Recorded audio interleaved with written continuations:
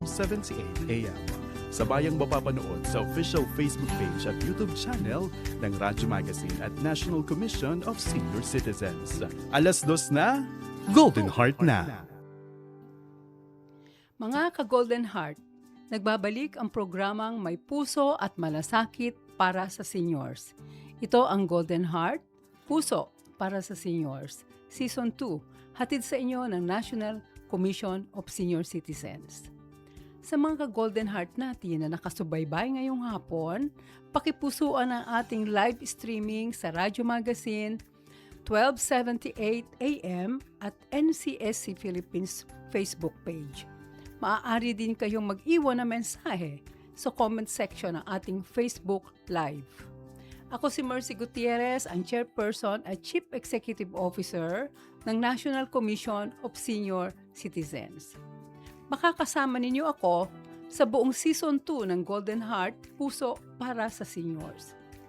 Bago tayo mag-umpisa, pasalamatan po muna natin sina Director Fernando Amparo Sanga ng Presidential Broadcast Service at kay Miss Marinela A. Texon, Station Manager ng Radio Magazine.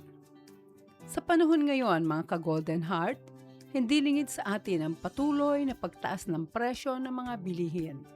Mula sa bigas, gulay, karne hanggang sa LPG at iba pang pangunahing pangangailangan sa araw-araw.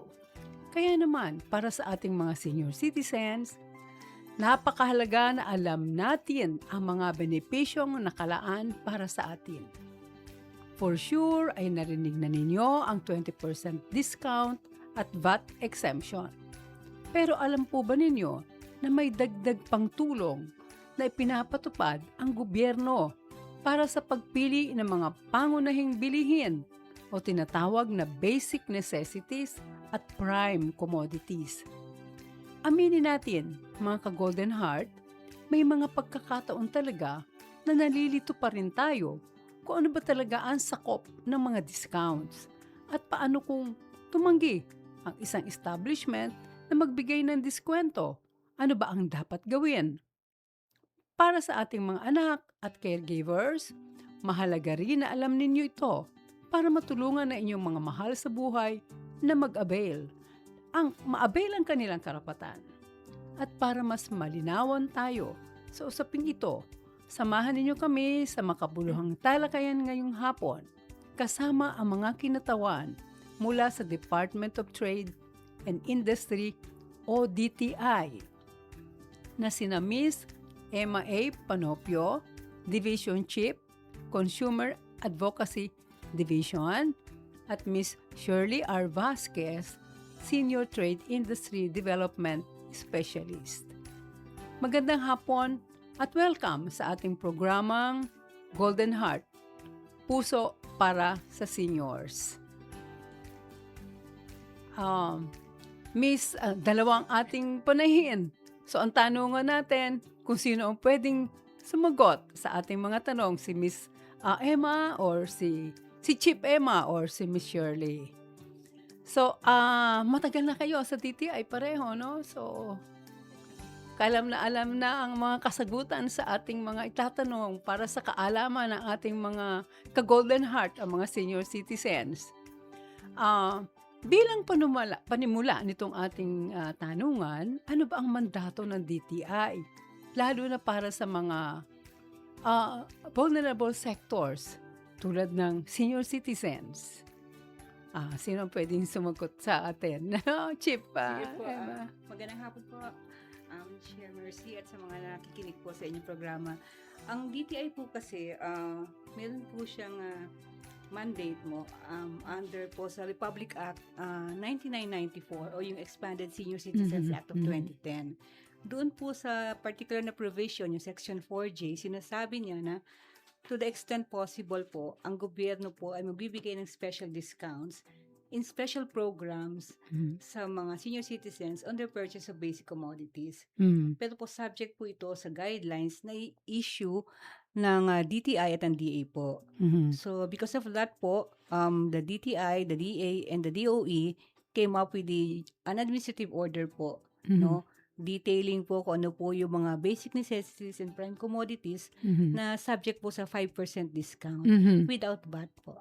Yan. Hindi po Mhm. accepted sa VAT. Mhm. Yun po, ma'am. Okay. Thank you. Sa gitna ng patuloy na pagtaas ng presyo ng mga bilihin, ito ba yung Joint Administrative Order na 2402 at pwede ba nating maipaliwanag sa ating mga senior citizens ito yung sa 5%, no? At saka yung walang VAT exemption na sinasabi. Explain na mas maliliwanagan ng ating mga ka-Golden Heart. Sige, ganito na lang po. Okay. In 2024 Kasi may basic, ano, Yes tsaka po. may In 2024 po Prime. kasi nag-issue po yung DTI, Mhm. DA, and DOE ng amendment, sort of an amendment Mhm. to the JAO. Mhm. Ito po kasi ang particular na reason is kailangan nilang increase yung cap nung weekly amount na pwedeng bilhin ng senior citizens Mhm. with 5% discount. Mhm. Dati po kasi 1,300 lang po Mhm. kada linggo po. Mhm. Ngayon po ginawa pong 2,500. Mhm. So in-adjust So po malaking yun. increase din yun, Opo, ano? in-adjust Oo. po yun. Dala na rin po ng inflation siguro Mhm. po. Mhm. So yun po yung basic na dahilan for the issuance of 2402. Mhm. Yes. Mhm. Wala namang balak na increase pa uli.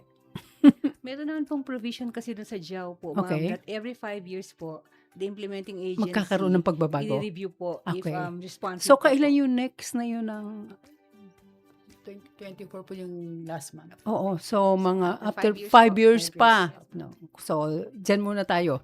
Doon sa present, no. Okay, sa panahon ngayon na halos lahat ay mahal na, bigas, karne, gulay, LPG, anong mga produkto ang kasama sa special discounts on basic necessities at prime commodities? Magandang hapon po. Oo, sige. Ayun po ma'am, share. meron po tayong JAO 24-02 po, itemize po doon kung ano po yung mga paunahing bilihin po na entitled po for the 5% yung ating mga senior citizens. So, kasama po dito ma'am sa basic necessities po, yung all kinds, pwede ko bang isa-isahin ma'am? Sige, Kasi madami isa-isahin po natin ito. para maliwanagan Sige po. sila. Other basic necessities po, kasama po dito yung all kinds and variants of rice. Ayan, yan nasa screen natin, ano? Opo. Mhm. All kinds and variants of corn. All kinds of locally produced bread. Mhm. Pero po hindi po dyan kasama yung cakes and pastries. Mhm. So Then- kung pupunta ako sa bake shop, hindi pwede, no? Opo, ma'am. Walang discount? Opo, wala Okay. pong discount yun, ma'am. So, kasama din po yung all locally produced fresh, dried, and canned fish and other marine products. All locally produced fresh pork, beef, and poultry meat. Except po yung mga premium grade. Mhm. Yan yung sa mga groceries, no? Yes na po, ma'am. Opo. pinagbibili. Hindi Yes. yung mga tingi-tingi. Opo. Na all fresh chicken and duck eggs, locally manufactured potable water in bottles and Mhm. containers, Mhm. regardless po yung size. Mhm. Yan, oo. So, fresh and processed milk. Mhm. Pero po, excluded po dito yung foods for special medical purposes. Mhm. Kasi under po naman ng DOH po yun. Yan, oo. Yan Then- yung sa mga pharmaceutical, ano, Opo. ano naman, sa mga pharmacies naman na Yes po, makukuha ang ma'am. discount. Then, locally produced fresh vegetables, including po yung root crops, Mhm. all kinds of fresh fruits, locally manufactured instant noodles, Mhm. locally produced coffee. Kung before po di kasama yung 3-in-1, this Mhm. time po isinama na po. Oh. Opo, sa So dalawang kailan lang yun mabibigyan. napasama? Recently lang. Ito po yung pagbalangkas po nitong bagong chow. Okay. Yes So po. 2402. Opo, so kasama na po siya. Basta po up to 3 main ingredients po Okay. ang kasama. Mhm. Kasi minsan po meron po yatang 4 ingredients po, so hindi na po siya kasama. Ang up to 3 Eh di lang magiging po. 4-in-1 na yun. Hanggang 3-in-1 So, lang po. 3-in-1 na ma'am. lang. Opo. Okay.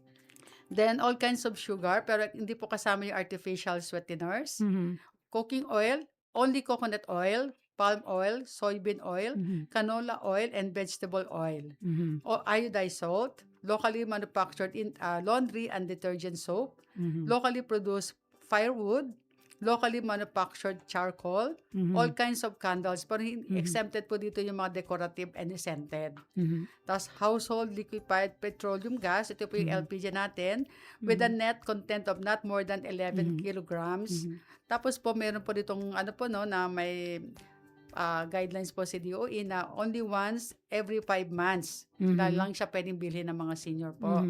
Then kasama din po yung kerosene at more than 2 liters per month. So yun po yung mga under sa basic necessities po. Yan yung basic. Yes no? po. Sa prime commodities Ito naman ang po, prime. Okay. Yes po, ma'am. Okay. All kinds of flour, all locally manufactured dried, processed, and canned pork, beef, and poultry meat, all kinds of locally manufactured dairy products not falling under Section 2, yung kanina pong nabanggit sa taas. Then all kinds of onions and garlic, locally manufactured vinegar, patis, and soy sauce. Hindi po kasama dito yung mga spice. Hindi pwede mo imported kasi dapat locally manufactured. Locally, ano? opo, may Okay. mga nabanggit po talaga sa kung local lang po. Then all kinds of toilet or bath soap, fertilizer, pesticides, herbicides, feeds, veterinary products, pad paper, school supplies, nipa shingle, sawali, cement, clinker, GI sheets, hollow blocks, plywood, plyboard, construction nails, batteries. Hindi po kasama dito yung, ang kasama lang po dito yung single-use household batteries. Kasi po minsan may nagtatanong, kasama ba yung battery? So, yan, ma-avail natin yan sa hardware, no, naman. O Di dapat, po, o kaya pagbili lang sa, sa mga grocery, grocery no? po, yes, Hindi sa ma'am. mga sa Opo. mga hardware, Kasi sa mga may nagtatanong nagtitinda. kung kasama daw Oo, po kasi yung- siyempre tanong din nila yan eh. Opo, yung Oo. battery daw ng cellphone, Okay. hindi po kasama. Battery daw po ng sasakyan, hindi rin po Yung kasama. battery na mabibili mo sa grocery Pati stores. yung mga double A, Yan. triple A. yun Hindi na po rin, yung- ano? yun po Kasi yung yun mga ang kasama. laging ginagamit natin, Opo. laging nasisira, no? Sa Yes po. relo, sa maraming pinagagamitan ng baterya. Then, kasama din ma'am yung electrical supplies and light bulbs and steel wires. So, yun po lahat yung Yan. kasama po sa Ito ba 5%. lahat na ito, mga basic at saka prime, ito ba inapapastel ba sa mga groceries, lalo na sa mga malalaking malls, no? 'Di ba? Na pagpasok mo dun sa malalaking groceries, may nakalagay na doon para naman matitingnan ng ating mga nakatatanda. Sana meron, ano? Kung Parang wala po man, ata, ma'am. oo, Pero, siguro. automatic ma'am kasi naka-register na po yata sa machine nila ma'am. Pagka Oo. sa cashier ma'am, no? Oo. Automatic po yung nababawas na po. Oo, sana naman Mm, nagagawa yun. Kasi Meron we po. have no way of checking. Tsaka hindi natin alam kung ito na nga ba, naibawas ito, yung gano'n. Sana magkaroon ng ganyang na ganyang initiative dun sa part ng mga nagbebenta, no? Siguro yung National Commission can do something about it, no? Okay. So, maraming senior ang nakakaalam sa 20% discount nila. Paano ito naiiba sa special diskwento sa basic necessities and commodities? Maaari ba silang magamit ng sabay? Yan ang mga tanong lagi eh. Ma'am, yun pong 5% and 20% discount are separate and distinct po. Yan, magkaiba. Po. Mhm. Yung 5% po, doon lang po sa basic necessities. Yan, ayun, nadidinig nyo, mga ka-Golden Heart. At oo. yun pong sa 20% naman po, yung po sa mga goods and services na nakalista Yan. sa RA 9994. Yan, yan, kagaya ng pagbili ng ticket, no? Domestic flight, Yes po. tapos pupunta sa restaurant at Yes po. kakain, doon papasok yung 20% discount. Dagdag ko lang po, Sige, ma'am. okay. Yung sa oo. 5% po, ma'am, batable pa rin po siya. Unlike Unlike po dun batable sa yun. 20% po, wala na Yung po walang silang VAT, yung Yes sa po. 20%. Opo. Ayan, malako, maliwanag yan. Mhm. Para sa mga senior na nakikinig ngayon, ano ang kailangan nilang dalhin? Tuwing mamimili para ma-avail ang diskwentong ito, paano kung nakalimutan nila ang kanilang booklet or ID? Ayun po, ma'am. Kasama po ma'am, sa provision po ng ating chow, kailangan po, ma'am, dala-dala po nila kanilang booklet. Kasi yung booklet, ma'am, Dalhin ito ng po yung booklet. monitoring mechanism po para Oo. ma-monitor po kung na-consume na po ba ni senior yung 1 week Yung na 1 week na. na basic necessities and prime commodities po. At saka po yung ID. Mhm. Opo. Yan. O yan, maliwanag na para hindi tayo masyadong sumasagot sa maraming katarungan. Marami nakatatanda ang hindi na kayang lumabas ng bahay dahil sa edad o kalusugan. Maaari bang magpadala ng iba para bumili para sa kanila? Ano ang proseso para dito? Anong kanilang dapat na dalhin? Opo, ma'am. Mhm. Ayun po, ma'am. Nakalagay din po, ma'am, nakasama sa Mhm. chow natin po, ma'am, no, na Mhm. dapat po, kung meron po silang otorisadong kinatawan po para Mhm. bumili on their behalf po, Mhm. kailangan lang po yung valid ID po nung inutusan, yung Mhm. otorisadong Mhm. kinatawan po ng senior citizen, at Mhm. saka po yung senior citizen ID naman po ng Mhm. beneficiary. Mhm. Then purchase booklet po, importante, tsaka authorization letter. Yan. Mhm. Kasi po, mawala lang po isa doon, ground po Mhm. yun para Yan, ma-invalidate po tatlo yung yan. Yes po. At ano naman ang authorization na ito? Sulat lang, no, na nakapirma Opo. yung senior citizen na iyan Mm. naman pareho dun sa pagkakapirma niya dun sa kanyang ID. Opo. So, At pwede may- na yon. At may validity po yun na 1 week lang po. At 1 week Yes po, lang from 7 the time days, yes of po. the authorization, Yes po. letter of authorization. Hindi ko alam yan. As a senior citizen, mabuti naman at napag-uusapan natin to. Marami na ring senior citizen ang namimili online. Matatanggap din ba nila ang diskwentong ito sa mga online stores? At paano ito gumagana? Yes po, ma'am. Mhm. Taong 2022 po, kasama po ang, actually, pinangunahan po ito ng DSWD, Mhm. kasama po si DTI, Mhm. BIR, kasama po yung NCAC, Yes. NCDA, Mhm. tsaka po ang DILG. So, Mhm. nagbalangkas po sila ng JAW, GMC actually, Mhm. Joint Memorandum Circular, para po mabigyan po ng karapatan po na makakuha din po ng discount ang ating mga senior citizen online. So, pwede po dito, ma'am, yung mga ang tawag po dito, ma'am, is yung Joint Memorandum Circular number 1, series of 22, or guidelines on the provision of mandatory benefits and privileges of senior citizens and PWDs through online or e-commerce. At pwede kasama din po yung mga tumatawag sa phone, tsaka SMS transactions. Yan. Opo. Mhm. So, kung bibili nila yan sa, say sa SM, online, papadala. So, meron na yon, kasama yung mga diskwento na yon. Mm-mm. Okay. Opo. Kung tatanggihan ng isang tindahan o establishmento ang diskwento ng isang senior citizen, ano ang dapat nilang gawin? Saan sila maaaring magreklamo? At ano ang mga parusa para sa paglabag? Si Chief Shirley. Chief Emma. Okay. Ma'am, pag po tatanggihan ng establishmento yung discount ng senior citizen, maaari po nila ipaliwanag unang-una na sila ay may karapatan Mhm. sa batas po. Mhm. At pag hindi po pabinigay, maaari po sila mag-hain ng reklamo po. Pwede po nilang i-file ang kanilang complaint sa OSCA. Mhm. Kung saan po Mhm. nakatira yung complainant o kung Mhm. saan nandun located yung business Mhm. establishment po at the Mhm. option po ng Mhm. complainant. So, kung nakita nila yung kanilang resibo na hindi tama, wala dito yung VAT, punta na sila sa OSCA. Kasi mahirap pang makipag-argue doon sa, sa tindahan o doon sa establishment. So, ayun. Kasi ang OSCA, ayon sa batas, ayan ang tumatanggap ng mga complaints sa violation ng mga rights ng ating mga nakatatanda. Mga ka-Golden Heart, marami pa tayong mga katanungan, Miss Emma at Miss Shirley, pero bigyan daan muna natin ng ilang paalaala at balita dito sa Senior Spotlight News.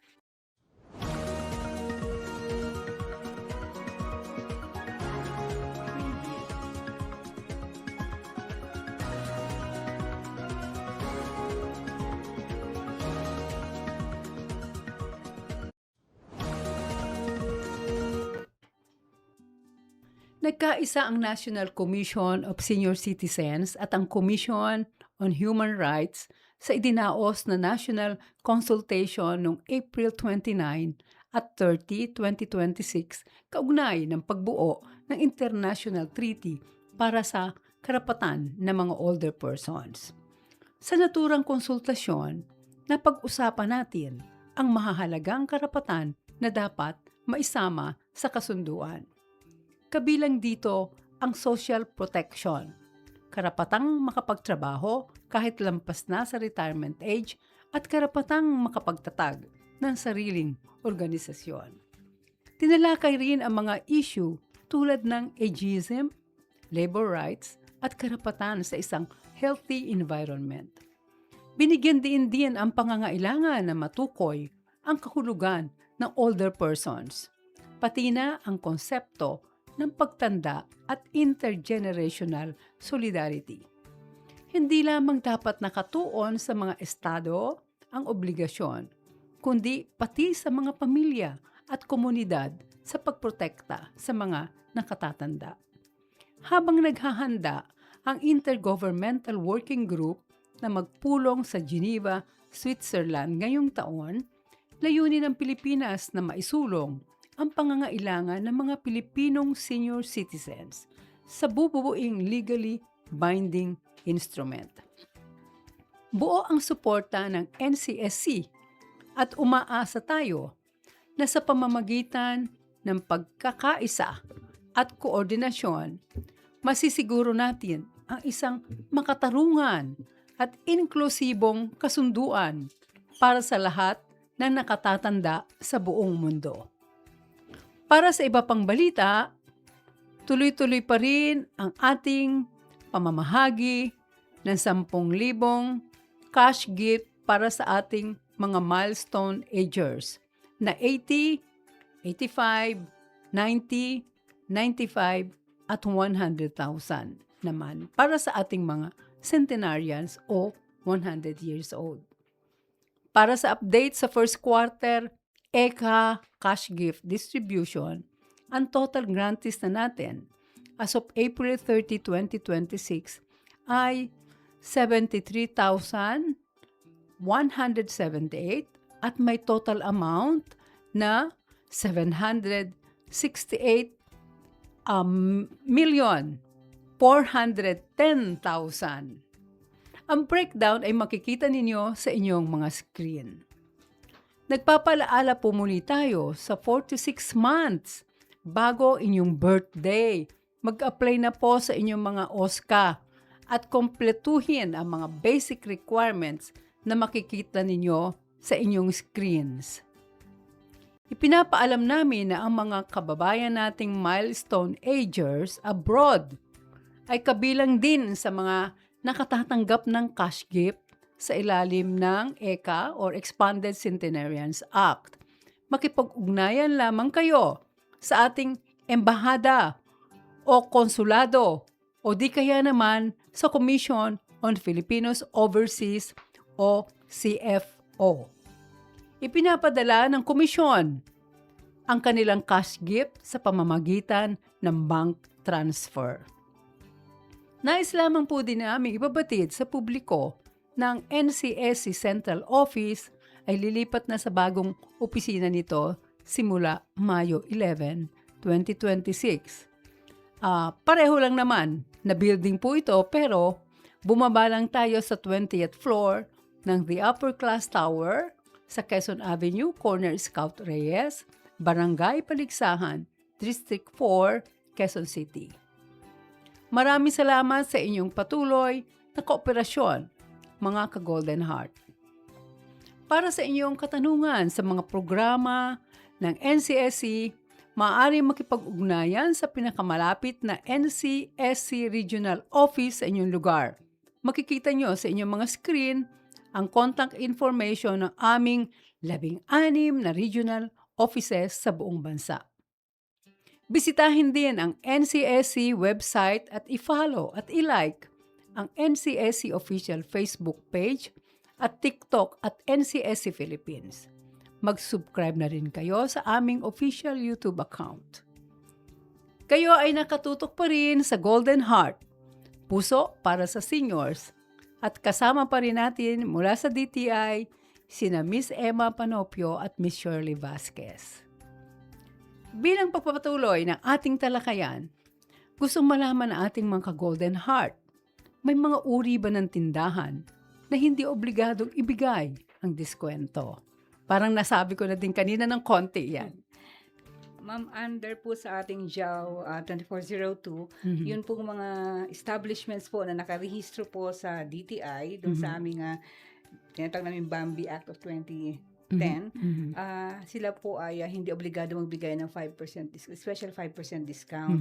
Pati rin po yung mga cooperatives na registered po sa CDA po. Ganun din po, hindi po obligado magbigay. Okay. Paano naman kung naka-sale yung mga bibilhing produkto? Ano naman ang masasabi natin tungkol doon? Ano ba yung rules? Yung hindi naka-sale na, yung regular, o kung naka-sale na, iba sa regular sale, no? May sinesale sila. Ano mga papasok na, pwede ba yung magkaroon ng diskwento? Sale na produkto? Ma'am, pag po on promo po yung produkto. O kaya yan, po, naka-promo. bawal po yung tinatawag nating double discount. Oo. So, either po ang gagamitin nila, ang i-avail nila, yung pong promo discount ng establishment, o yun pong discount ng senior citizen. Alamin natin kung ano yung mas Opo. mataas, Kung ano no? po yung mas favorable. Kung para po sa favorable, senior mas mataas, no? Ang diskwento, Pwede mas po nang malaki. i-avail nila po. Yun ang Yes, i-avail. ma'am. At itong naman ang mga concern din na natanggap natin, na ano ba ang masasabi ukol sa bumili ako ng cake at nagtanong ako kung pwede ako maka-avail ng senior citizen discount gamit ko ang ID ko. Sabi ng cashier, hindi raw kasama sa may discount yung item. Totoo po ba yun? Ayan. Pag na naman, di-differentiate na naman, yung sa mga cakes, pastries, yung kaninang nabanggit din natin. Chief Emma, paano yung sa mga ganyan? Cakes, pastries? Yun pong cakes Mhm. or pastries po, pag po binili po natin sa ating mga supermarket, sa mga Yan. tindahan na yan, hindi po siya kasama sa may discount na special 5%. Yeah, kahit na doon sa mga groceries na nagbebenta ng mga ibang produkto na may diskwento, ma'am. no? Pero po, pag po siya in-avail po natin sa restaurants po, kakain po tayo po sa restaurants, may kasamang beverage po, meron po siyang 20% Doon papasok discount. yung 20% Yes, ma'am. discount. Namili ang mga magulang ko, tanong ito sa email, no? Namili ang mga magulang ko sa isang grocery sa May Kawayan, Bulacan. Sa pagbabayad, sinubukan nilang i-avail ang senior citizen discount. Pero sinabi sa kanila na hindi raw pwede dahil naghamit na ang loyalty card kahit hindi pa tapos ang transaksyon. Naboid tuloy ang pagbili. Pero may mga item na nakakahalaga ng 254 pesos na hindi na ibigay at hindi din na-refund. Pati points na dapat sana ay na-credit. Sana malinawan namin sa ganitong proseso dahil ang loyalty points ay hindi naman bawas presyo, kundi rebate o katumbas ng cash na naipon sa card ng parents ko. Okay. Sa mga diskwentong kaugnay ng membership po or loyalty cards po, umiiral ng tinatawag na no double discount No rule. double. Depende po sa ilang kondisyon. Ayun po, kung ang membership card ay binayaran o may subscription fee, hindi na angkop ang no double discount rule. Sa ganitong kaso, maaring ma-avail ng senior citizen o person with disability ang parehong statutory discount at membership loyalty card discount. Subalit kung ang membership card po ay libre, umiiral po dito ang no double discount rule. So, pagka ganun po, ang ibig sabihin nito, kailangan pumili ang consumer kung saan po siya mas magbe-benefit. Doon po ba sa promo discount o doon po sa pagiging senior citizen card holder po? Again, mamimili na naman Opo. kung ano naman ang mas magbe-benefit po siya. magbe-benefit siya. Opo. May mga programa ba ang DTI na tumutulong sa mga negosyo para mas maayos nilang maipaliwanag at maipatubad ang tamang pag-avail ng senior citizens discount? Yes po, ma'am. Ang DTI po, nagko-conduct po ng Consumer Education Program Yun. and Business Education Program para po ma-explain yun po nga tamang pag-grant ng special discount. Saan nangyayari ito sa mga lugar? Meron po kasing minsan ini-invite po ang DTI to conduct consumer education sa establishmento nila. At may initiative naman po kami tulad po ng aming tinatawag na CASB, yung pong Consumer Assembly sa barangay, at saka po yung darating po naming Consumer Assembly sa eskwelahan. Doon po sinasama po namin yung discussion ng senior citizens. Of course, doon po sa CASB kasi marami po doon mga senior citizens sa barangay po. Yan. At nagkakaroon ba kayo ng pagkakataon na magkapagpaliwanag sa mga Senior Citizens Association ng mga events? Yes, ma'am. Pagka meron po mga inquiries po mga senior citizens tungkol po sa mga events na Pag naiimbita kayo, no? yes po, meron din po kasing instances po nagko-conduct po ng webinar ang DTI. Okay. Nag-invite po kami ng mga resource persons from the senior citizens, from NCSC po, at sila po ay nag-share po ng information, mga updates po tungkol po sa mga ginagawa ng senior citizens. In the same manner po, nire-relay din po ng DTI kung ano po mga programa na meron kami na pwede pong sumamang senior citizens. Ayan, mga ka-Golden Heart, madaming ginagawa ang ahensya natin, especially ang DTI tungkol sa ating mga karapatan as senior citizens. Ang Consumer Welfare Month ay kasabay ng Elderly Filipino Week at yan ay ngayon darating na October. Ano-ano ang pwedeng abangan ng mga namimiling senior citizens ngayong taon, lalo na sa inyong bureau?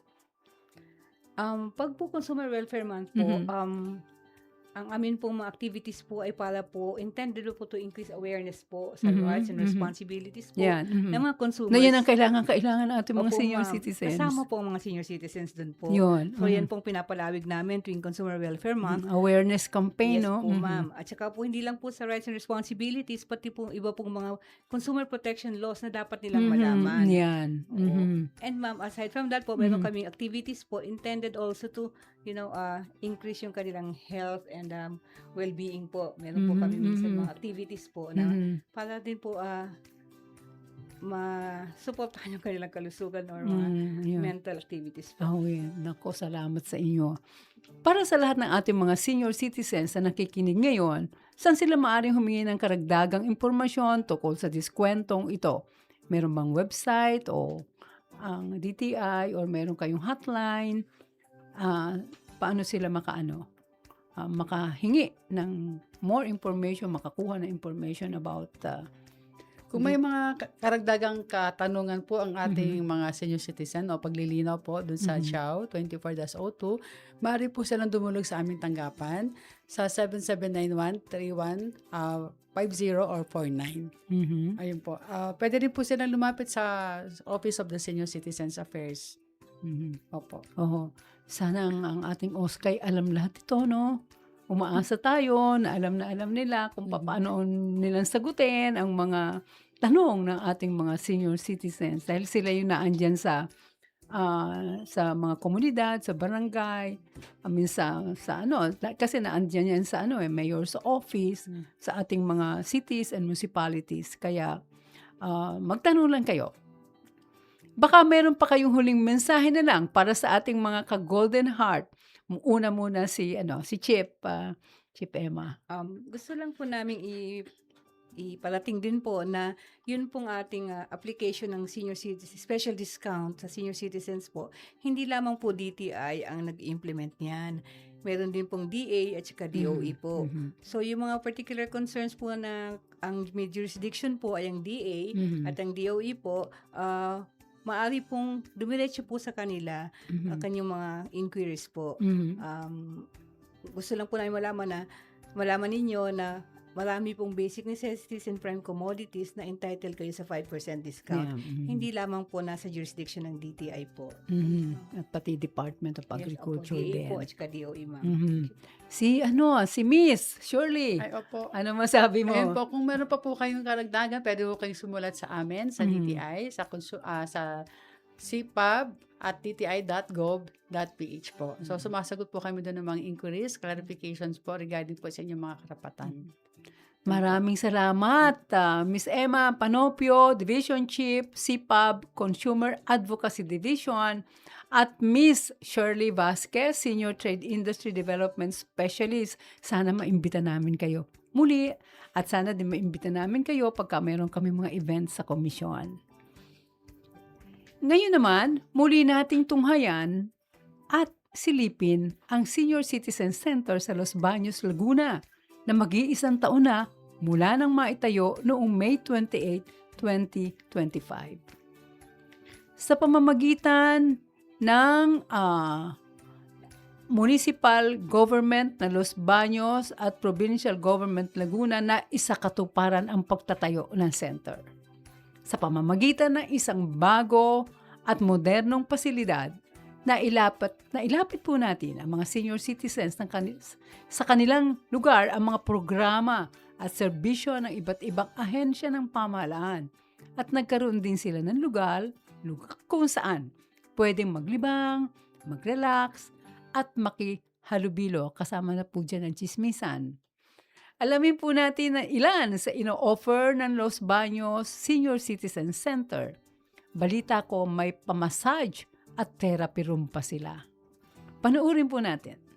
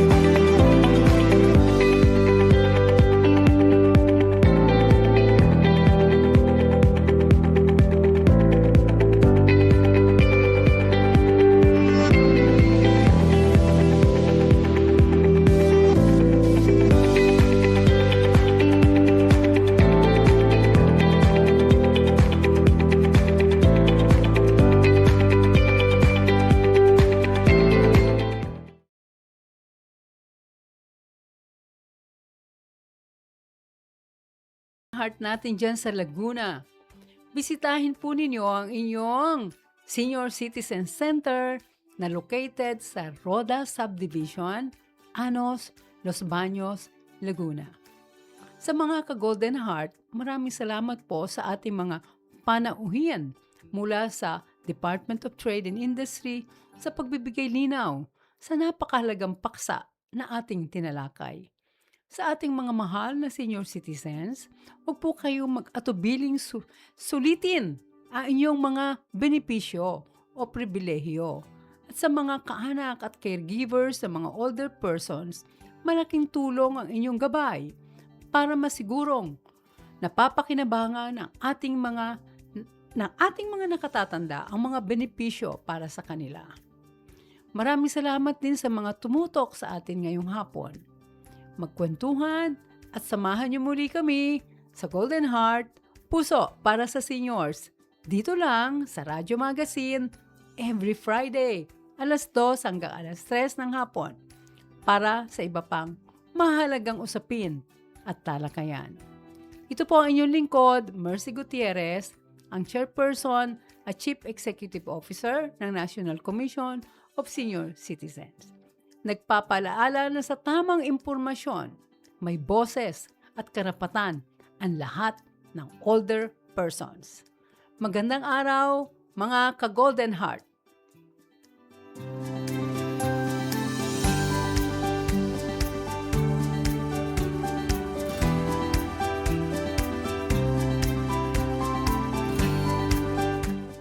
Radyo Pilipinas. Radyo Publiko. Radyo Pilipinas. Interesting na usapan. Hindi heavy.